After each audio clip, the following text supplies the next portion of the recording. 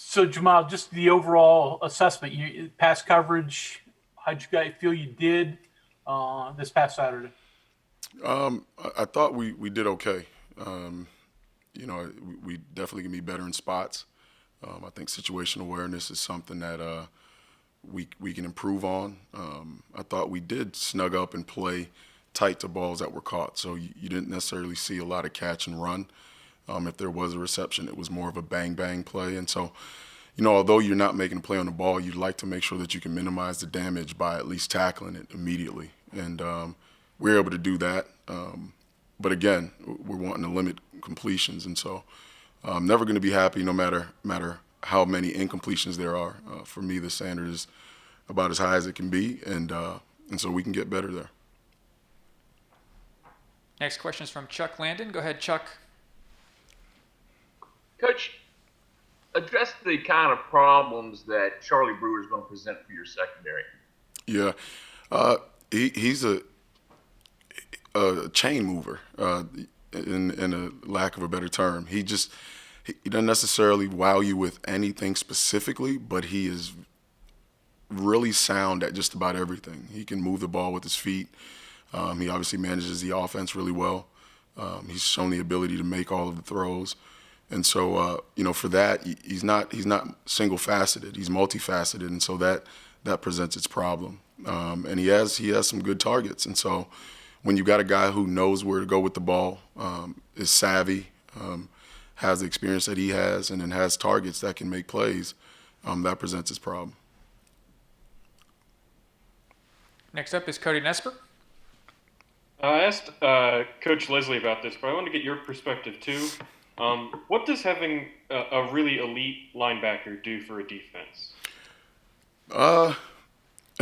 An elite player, period, does a lot for a defense. A middle linebacker, a will linebacker, those two positions, I think if you've got guys who are elite there, it obviously strengthens everything that you do from the run game to the pass game. We know that linebackers have to be able to do both. They've got to be able to get in coverage. They've got to be able to rush the passer.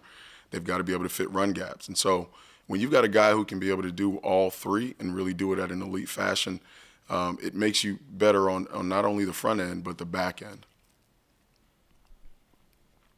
Back to you, Greg. So Jahmile, how difficult is it when it's a new staff? You only got one game of film on them, and that was sort of a blowout, so they probably didn't show their whole package. So how Right. far back do you go? Do you go back to North Carolina film, Right. Southern Miss film? What do you do to try to Yeah. scout this? It's like any other thing, man. It's all information gathering, as I said last week. And so we're going to dig about as far back as we can to make sure that we gather as much information as we can in order to be able to put together a decent game plan. Obviously, North Carolina film is out there. Obviously, the first game is out there.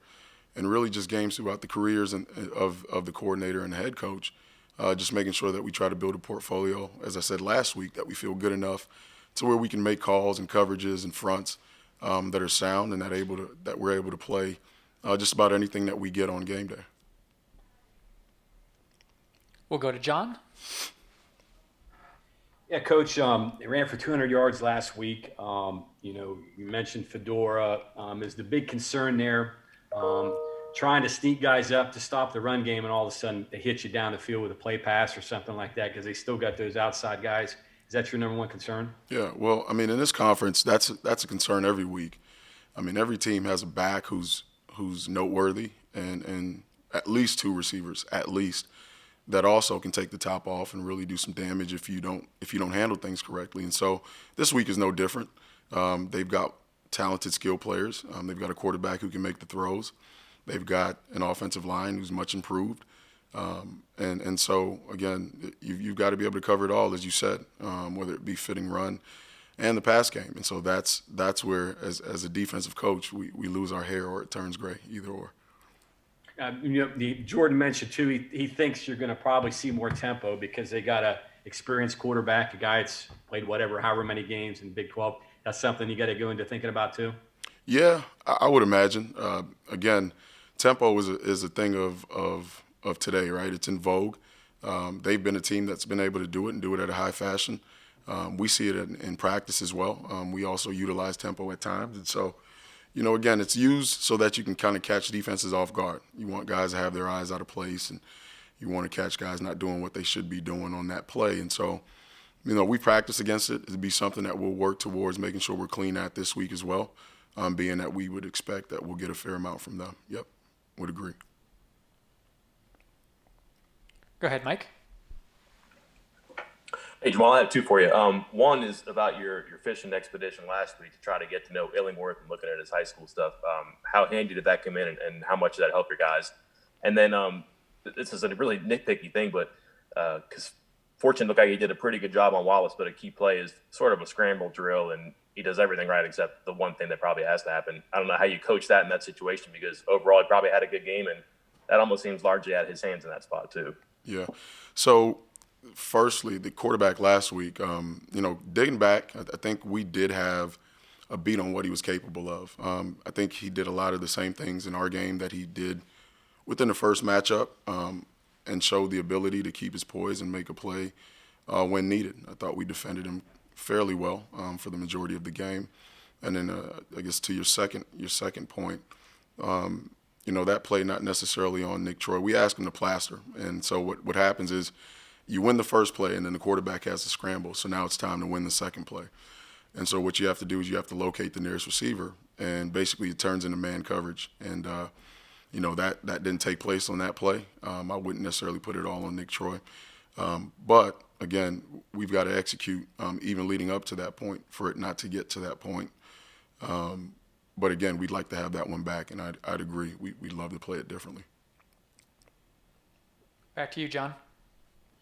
Last one for me. What was your biggest takeaway from last week, and what are the you can use to build on for your defense for the rest of the year?